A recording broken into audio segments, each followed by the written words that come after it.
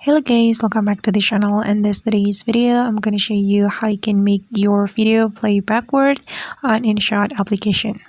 Alright guys, here I have opened my InShot application on my phone, and I'm just going to open my draft that I have prepared for you before. So we can tap on the video, then I'm going to open this draft. Okay, just wait for a moment guys. Alright, and to make this video play backward or to reverse this video, we can scroll all the way to the right until we find the reverse option, this one. Tap on the reverse option, but before it, I'm going to show you the original video. So this is the original video, and I'm going to make it play backward, so we can tap on the reverse button. Okay, and just wait until the process has been completed. And you have to wait until 100%.